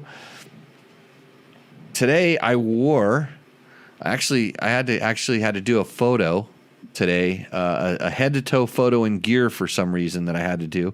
So I put on some of my climb adventure riding gear, and I thought I was going to melt because it was 105 degrees, but it's actually so nice that I didn't melt. That's all I'm going to say. So I didn't get to go riding. Chris Reel, welcome back to Tech Talk Taco Tuesday. Well, it's good to be here, Jimmy. It was a little struggle getting you in there. Yeah, I don't think your email is doing too good, but I sent it over there a couple times. But glad it worked on the through the phone somehow. So I was kind of curious. You're a casual observer of the show. Are we doing okay? Yeah, you're doing really good, Jimmy. Yeah. Okay. That's it. You don't want to. There's no. You're doing okay, but you don't want to. Well,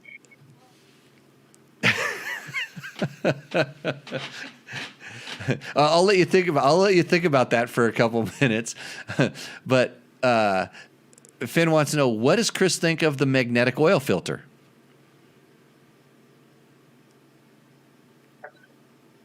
That was too much thinking going on. the better oil filter you can use is ideal. So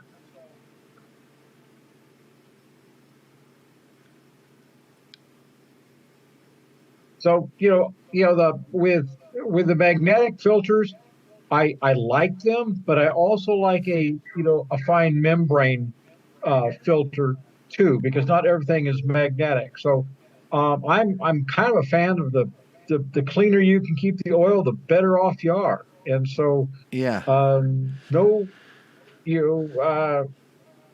my bikes and race engines, I tend to run multiple filter media. Yeah. So you're saying, because I think what he's asking about, there's a filter that goes in the KTM's. It's a giant magnet that literally replaces the paper oil filter, and I've actually been testing it. I probably should finally write the test on it because I'm pretty sure I've got enough information. But like you said, what it does is the non-ferrous stuff, the stuff that doesn't stick to it, is going to still continue to go around the system. And there's all you have at that point is a screen to catch the stuff. And some of those things are a little bit smaller than that, I would say. Some of the clutch material, for instance. Yeah. Or I think you're watching this on. Are you watching it on the on one of the live feeds? I think so. Because you're doing a delay. Is there any way you can, Chris? Is there any way you can switch over to the Zoom meeting and just go 100% Zoom meeting? Because I was sitting there, I was going, how come there's such a delay? Okay, anyways, is that better? Let's see. Now we can talk without the 5 to 10 second delay. Yeah, is that better? Yeah, that's better. We're better now. Cool. So kind of looked like that guy that had the stroke there. What was his name? Thanks, George. Yeah, you're next. It was funny. We were talking, and I could see that there was. I'm like, oh, he's really thinking about these questions tonight. But you weren't being delivered the question just yet. Yeah. The thing about oil filtration, there's a term called the beta ratio, which is the particulate size that is captured. And so abrasive wear, you have all kinds of debris inside of a motor, particularly if you have a clutch stirring things up. So the various filter medias will capture different sizes and different types of materials. Magnetic filters are excellent.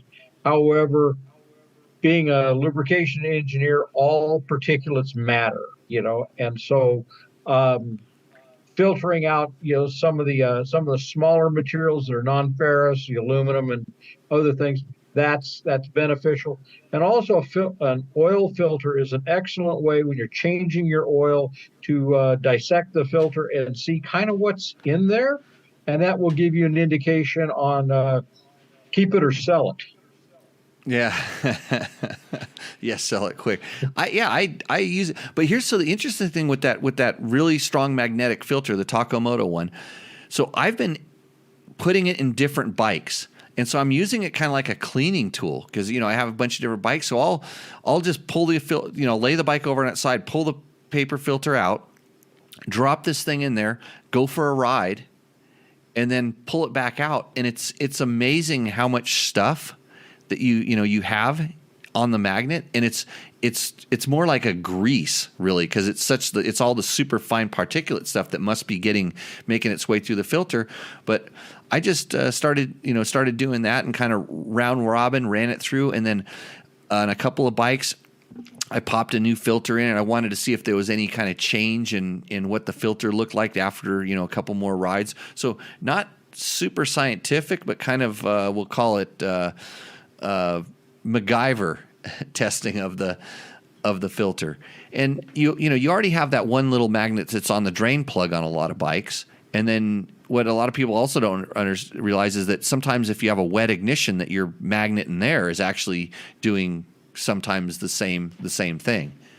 Very, very, very true. And it's also important, a lot of people don't realize that not all of the oil on every cycle of the lubrication, not all of it goes through the oil filter. There's a lot that gets bypassed. So it'll catch it on the next lap.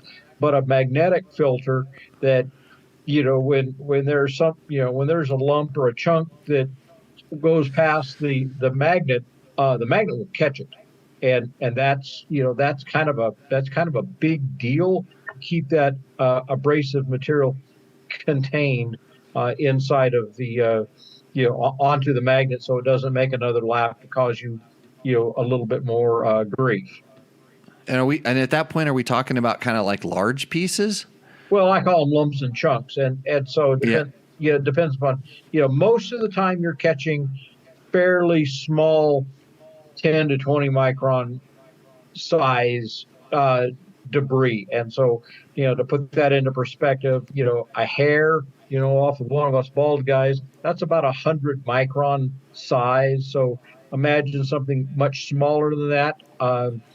So, the larger pieces that you might get in there, top of a gear, or, a little bit of casting material, or or shavings from something, a magnet will definitely catch that. And that's a real good thing. Yeah. And like Flying Brian says in the chat there, the clutch fibers are the ones that keep going past the magnet a lot of times. And yeah, and so I do trust the paper or the smaller filters that capture the other stuff, and clean oil is a good thing in a motor. Yeah, for sure. So the other interesting thing is like you said, using the paper filter as a sign of health. I don't think very many people do that, and I'm kind of in my world. I'm kind of on my personal bikes. I do like 2 oil changes to 1 filter, and like in the beginning, the first couple oil changes I'm doing the filter, but after that, I'm sort of not. And not changing it out every single time because it doesn't really need to. And I've probably run my oil quite a bit longer than what the manual will tell you a lot of times on some of the competition bikes, because I don't feel like I'm that hard on it. And more often than not, I'm finding that the clutch is what's really killing the oil in engines that have a wet clutch. And if you're easy on the clutch, your oil is going to last a lot longer than if you're the guy that's slipping that sucker all the time. Yeah, a clutch, a clutch by its nature sheds debris, and a clutch by its nature also generates friction when you're slipping it. The oil temperatures just go through the roof, and when oil gets hot, it gets thin, and when the oil gets thin, the parts rub, and when parts rub, you got debris. And so yeah. I'm kind of the same way on my filter maintenance. Sometimes I'll pull a filter just to take a look at it, dump the oil, put the what I call the used filter back in. But I'm as soon as the oil starts to turn color for whatever reason, clutch, or maybe I get a little bit trigger happy on the clutch, or I'm testing a clutch where I may have a a slippage issue, I change oil, just kind of because and it's an oil change is a heck of a lot cheaper than a gasket set. Yeah. Hey, and Mark Daniels has a good question. Paper filter versus the stainless steel mesh filters. I like a paper filter. I love a stainless filter because you can clean them, but a paper Yep. filter, typically will capture, in its pleats and in its pore size. Paper filter will typically capture the very small particulates better than a stainless filter, and it's basically because of the open area mesh that is clearance. And a proper stainless filter typically filters everything down good enough to where the abrasive wear isn't that bad for you, bad for the engine. But I do like the paper filters a lot. Yeah. And the disadvantage of the paper filters is if they get wet. Oh, they don't like that. They're cardboard. They don't like water. Yeah. So I've run both, and in reality, all the different things I've tried, they're sort of like, if you construct this thing, if this happens, or like, okay, if water gets in your engine, then you don't want to have a paper filter, then you want to have a stainless steel filter. Oh, well, but if this, then it's okay, you want to have the magnet one, and getting all these kind of scenarios. And like we when we were talking about one of our early shows you came on, we were talking about the best oil, and you said the best oil is as long as your motorcycle has some oil in it and the right amount, you're better than most. Yeah, yeah. Because the problems generally occur from, like when we were talking about the earlier, we were talking about the moose problems. What are the moose failures from? The person that mounted them. When people have a problem with their bike, what caused the problem? The last thing you worked on it. And so it's kind of, if you just keep it simple and just do the right things instead of kind of going crazy, I think you can get away with a lot. So I'm gonna get you back to the question. How am I doing? How are we doing here? You got you're doing good, Jimmy. But come on, give me something. I gotta figure out how to improve this. Well, I really think that since the show kind of is influenced heavily by the listeners, I would think that the show could improve if you had a defined theme of some of the topics posted maybe a little bit in advance. So you say, we're going to talk about the new Yamaha or the new KTM or and something else, and you name that, and that would promote a little bit more interaction. Because right now it's it's really it's a good, mystery, but you kind of don't know exactly where the show is going to go, and so that's. I think the show could evolve a little bit with just a couple identified targets that we're going to talk about. We're going to talk about, I don't know, mini bikes or electric motorcycles, or since 6 days is coming up pretty quick. Some stuff about prepping bikes that some. Hey, I talked to via messaging Jeff Fredette the other day, because he actually posted, he rode the Stark Varg. Yep. Somebody had one and he got to ride it, and I've known Jeff forever. Jeff, when I rode my very first 6 days, speaking of 6 days, knew I was a younger rider, and he stuck around, and because I was on a club team, and he stuck around, and when I came in to change my tire, he knelt down right next to me and kind of gave me some really good advice on how to change a tire, just because he wanted to help. And it was funny because the way he was teaching me at that time, which is not a great time to teach, but he was there to help, was exactly the opposite way that I changed a tire, the way that I'd practiced, the way he wanted me to start on the other side. He thought I should start on the other side because he thought I might have just been, and it probably looked like it, just a crazy young kid just doing everything wrong. And so I remember sitting there being really patient, trying to help me do all this stuff, but I'm like, I'm not going to break routine. I'm going to do what I knew how to do. But he kind of stood there, watched, and at the end, I've always been super thankful of, because for the most part, going into the 6 days, he was a competitor. I was racing against him because we were riding the 125 or 200 class at the time, and then when I was there, he was there like kind of to help. But anyway, so I've always respected Jeff. He wrote the Stark and said some pretty interesting things about it. Was very, very positive, and he wrote it in in a hair scramble. And I thought that was pretty cool. But he's also getting ready. He's doing the container to ship over to 6 days, getting all that stuff ready. But that's a guy I'd like to get on the show. And I think he's also riding a 1900s motorcycle across the country in a motorcycle cannonball run thing. So that guy's still out there doing it on cool stuff. So I want to get him on the show to talk about some of these adventures. When he's going cross country, Pahrumph's a good place to get lost in. I mean, I wonder where they're coming through. I imagine, because it is kind of a show, I imagine they would come through Vegas, but they're on a schedule. I mean, when they're doing that stuff, actually they're long days on those bikes.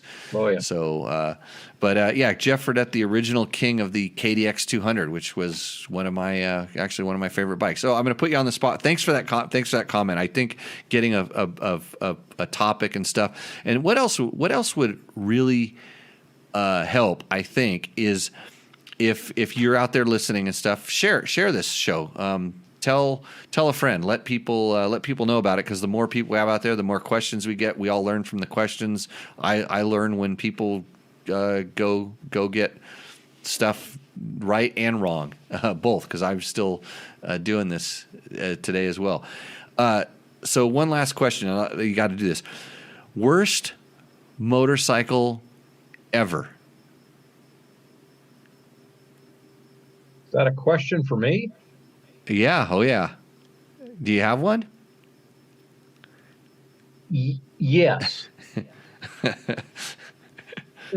I did some development on the 700cc ATK Mako single cylinder 2-stroke.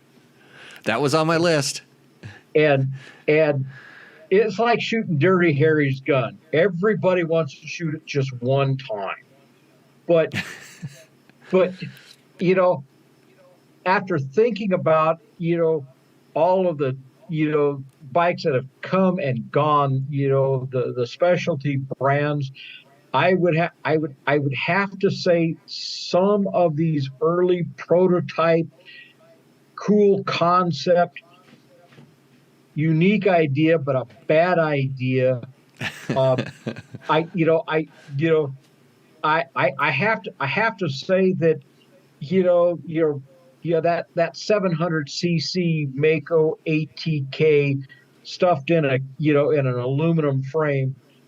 I mean, it was pure evil. But if I could find one, I'd buy it, because it's sort of like. But could you start it? I could start that thing every single time once we figured out kind of the compression release and some timing. But if and it was a weird kickstart position. When it kicked back, it would shoot you over the bars. It would kick you back so hard that you didn't want to screw up kicking it. So So I would say that motorcycle is like, it was a great concept, but it had a huge and it didn't rev. It didn't rev. It revved to 3,000, I think. I think it got to 3,000 RPM. It had so much torque that it would just light up the rear wheel. Then every once in a while at speed, the damn thing would catch traction. You'd do a surprise monster wheelie going across the desert. And it was like trying to make friends with a Tyrannosaurus Rex. You never knew if you were going to be friends or it was going to kill you. So that's my worst motorcycle ever. And that one made my list. I talked about it on the worst show just a little bit. So I'll give you the shot. Best motorcycle. wow.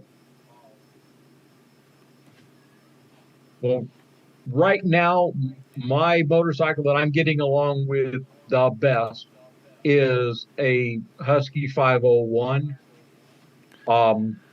And that's because I'm a little bit long in the tooth, and that the power band on that and the low frequency vibration to my all original parts. I'm having to say for a dual sport trail ride bike, that right now I think that is the best for me, but everybody's going to have the best for them. And so Yeah. I kind of think it's not a bad pick. I mean, I think I ended up picking the KTM 500, EXC almost any year, and that was one of those things where it's just like this bike fits everybody. And the Husky's kind of the same thing. I prefer the KTM for a couple of small reasons, but I know a lot of people that like the Husky for the exact reasons that I don't. So I mean, kind of easy thing. It's really kind of a do-all, because I think that was one of the parameters was like all the bike. It's funny that you're the first person that didn't like when we talk about the worst bike ever. It seems like when we ever talk about it, there has to be some horrible reliability issue with them, and that just instantly gets it down to worst category. But I don't know if anybody ever rode a Mako, a ATK 700 or a Mako 700 long enough to experience any durability or failures on that thing. Like you said, one and done. Well, I actually rode that thing about 1,000 miles. And over the course of about 5 months of testing, because it had too big a carburetor, and we wound up putting a compression release in it, and then we did all kinds of things, and it would blow the carburetor off, and it wouldn't go very far, and running a 3-speed transmission, and different weights on the flywheel, and different ignition timing, and the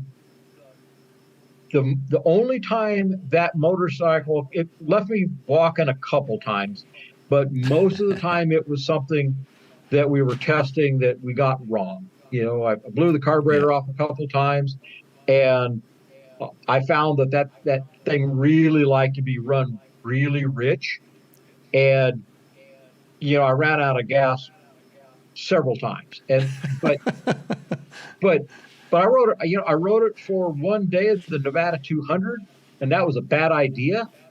But I took it to Jawbone Canyon and was doing hill climbs, and that was a wonderful idea. That's a good idea. So that's where my Husaberg 650 needs to go next, is the Jawbone. I tried to go after the last storm, but we took it trail riding instead, and it produced some issues. Yeah, Jawbone Canyon with those hills. After a rain, and you got you got your talent switch, on and full upright position, and a new tire. Jawbone can be just absolutely magic on a big horsepower bike. Yep. But then you get to the top of the hill, you got to ride down that hill, and that sometimes that's not as much fun as going up. Oh, you bang gears and just go. Just don't worry about the hoop-de-doos at the bottom. It's all good. Hey, Chris. Well, thanks a ton for coming on, being a big supporter of the show. Always dishing out really good knowledge. I know I appreciate it, and I think a lot of the fans of the show like it as well. So where can people reach you if they need some motorcycle certification testing? Well, I'm over at dpstechnical.com. And and also over at motorcyclenoise.com, and I'm pretty easy to find if somebody needs some regulatory assistance or some specific DOT testing. There's not too many not too many of us out there doing that, but really the manufacturers that we're helping right now some of them kind of need, they kind of need some very basic entry level consulting and some product reviews, and because some of the guys are kind of new. And so, DPS Technical is where I'm hanging out. Been hanging out here for, I founded this in. I've been doing it for a while. Yeah, 94 is when I founded this organization, and we've evolved, and just like Tech Talk Taco Tuesday, we're evolving to meet the customers' desires. So we're guys that listen to this podcast, make a suggestion. We'll either laugh about it or we'll evolve. But we do appreciate being a part of the community. Yeah, appreciate it. So thanks a lot, Chris. And with that, we'll see you out in the trail. I'm going to wrap up by answering a few questions that kind of came in. So let's see. I wanted to thank Ron Wielder, who says, I don't think it's clear what the show is to outsiders. I'm a new viewer and I had no idea, but kept popping up when I would go to YouTube one night. I was curious and I've been watching it ever since. Thanks, Ron. I really appreciate it. And he recognized me from my Tour of Idaho video, which that has quite a few views up on the internet. So I did the Tour of Idaho a few years back. And James G wants to know, how do you put a compression release in a two-stroke? So on the old days, there was a lot of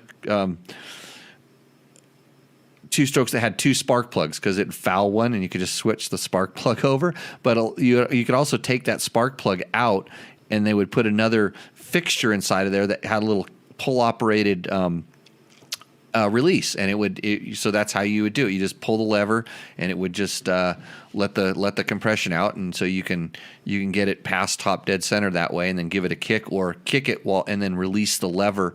But on that ATK 700, that was a recipe for a backfire or a mistimed kickstart, and like Chris said, it would probably throw you over the handlebars. So again, it's about time for us to wrap this up. I'd like to thank the sponsors of this show: Yamaha, Taco Moto, Scott Sports, Climb, DDC, Trail Tech, Fasst Company, Seat Concepts, Bulletproof Designs, and Double Take Mirrors. I'm going to get, I always say this every show, I say I'm going to get more organized and do that, but I think we're going to work on some of this stuff, have a theme, have something to at least start discussing. Hopefully we won't go off the rails too much. And with that, everybody, thanks for joining in. Tell a friend, leave comments, and we'll see you out in the trail. So cheers, everybody.